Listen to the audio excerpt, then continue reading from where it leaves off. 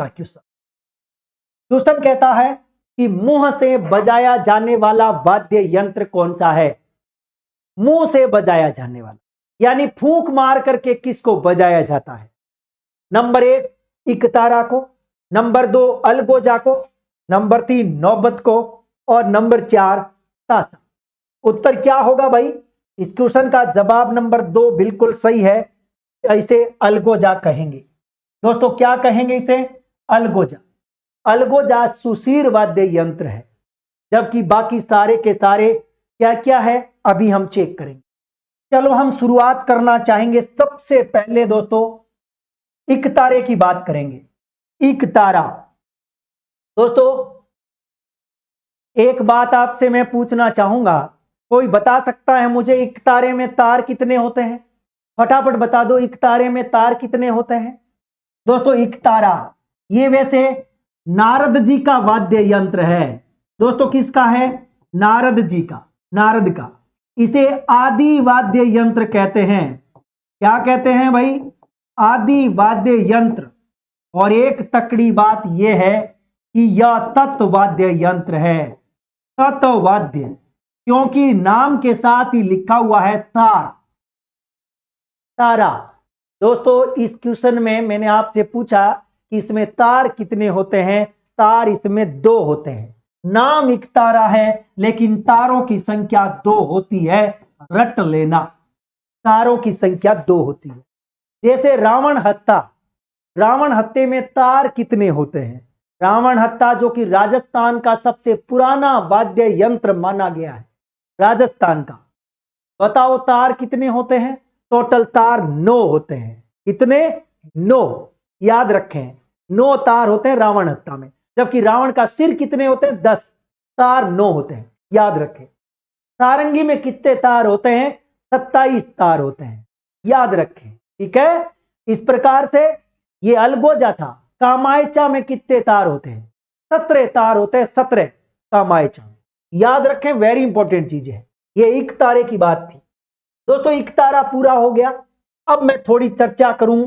यदि एक बात याद रखनी आपको, ये तत्वाद्य यंत्र था। कौन सा था? तत्व। तो तत्वाद्य यंत्र याद रखने का एक तरीका बताता हूं। याद रखना है आपको सीसा, राज, सुदूर, गुजरी, इक भर कांची, इक भर कांची। याद रखें तो अच्छी बात है, अन्यथा मैं समझा देता हूं। इन सभी शब्दों में सारे के सारे तत्वाद्य यंत्र आ जाएंगे। सी का मतलब सितार, सा का मतलब सारंगी, रा का मतलब रावण हत्ता, ज का मतलब जंतर, सु का मतलब सुरन सुरिंदा, तू का मतलब दुकाका, र का मतलब रब्बाज, गुजरी का मतलब गुजरी, ई का मतलब इकतारा, क का मतलब वैसे इक का मतलब इकतारा ही है, भय का मतलब भपंग, भपंग का जादूगर जहूर खां, भ का मतलब भपंग, र का मतलब रब्बाब। ये रब्बाब है और ये रब्बाज है। ये रब्बाज है, एक रब्बाज और एक रब्बाब। का मतलब कामायचा, कामायचा। और ची का मतलब चिंकारा, चिकारा। ये सारे के सारे तत्वाद्य यंत्र हैं। तो ये आपका इकतारा क्लियर हो गया। इसके अलावा हमारे सामने ऑप्शन नंबर 2 है अलगोजा। दोस्तों अलगोजा एक सुशीर वाद्य यंत्र है। कहते हैं कि अलगोजे में 2 बांसुरियां होती हैं। क्या होती है भाई? 2 बांसुरी आपस में मिली होती है, 4 छेद वाली 2 बांसुरी। अलगोजा है, सुशीर वाद्य यंत्र है, फूंक मार के बजाया जाता है। एक तकड़ी बात आपको बता देना चाहूंगा, याकूब खां, इसको याद करेंगे। अलगोजे के साथ में एक व्यक्ति का नाम जोड़ देता हूं, याकूब खां, जैसलमेर के रहने वाले हैं। दोस्तों जैसलमेर के याकूब खां इसके क्या है? जादूगर है। किसके भाई? अलगोजा के। लेकिन यदि आपसे पूछे कि नाक से अलगोजा बजाने का श्रेय किसको है, अर्थात वो व्यक्ति जो नाक से अलगोजा बजाते हैं उसका नाम है रामनाथ चौधरी। याद रखेंगे रामनाथ चौधरी किस प्रकार के कलाकार हैं? नाक से क्या बजाते हैं? अलगोजा। नाक से, याद रखें, नाक से फूंक मारेंगे, अलगोजा बजा देंगे। रामनाथ चौधरी जयपुर के हैं। और जबकि अलगोजा के जादूगर है याकूब खां जैसलमेर के। गजब का क्वेश्चन था। अब हम आगे बढ़ रहे हैं। ये तत्ववाद्य, सॉरी, ये सुशीर वाद्य यंत्र था। ठीक है, आपका इस क्वेश्चन का जवाब नंबर 2 बिल्कुल सही है। नौबत।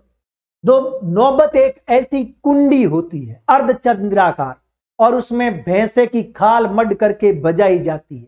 नौबत पहले के जमाने में युद्ध भूमि में शहनाई के साथ इसको बजाया जाता था।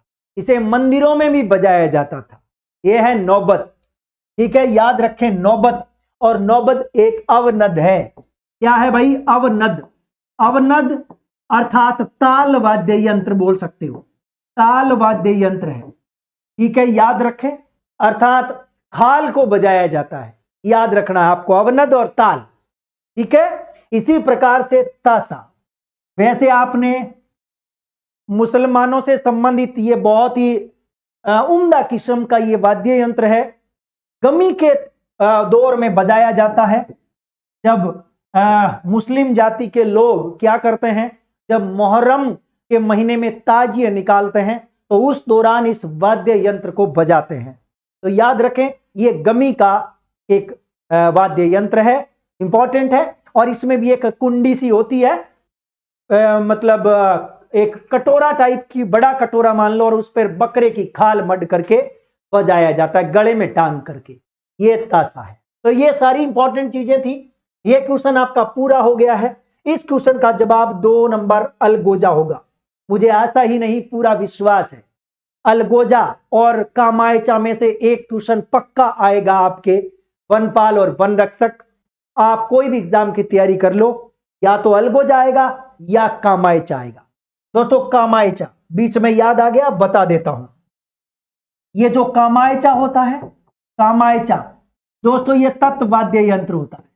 ठीक है ना? और ये वैसे आम की लकड़ी का बना होता है, और इसमें आम की लकड़ी में कोई जोड़ नहीं होता। आम की लकड़ी में कोई जोड़ नहीं होता है, याद रखेंगे। इसमें जो मुख्य तार होते हैं वो बकरे की आंत के होते हैं, बाकी तार लोहे के या तांबे के हो सकते हैं। टोटल 17 तार होते हैं।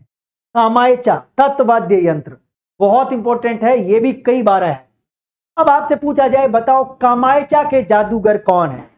मैं आपसे पूछ रहा हूं, बताओ आप कामायचा के जादूगर कौन है? ठीक है, कामायचा के जादूगर। जबकि अलगोजा पश्चिमी राजस्थान में कौन बजाते हैं? वैसे राण का फकीर बजाते हैं। ये बात आपको याद रखनी है।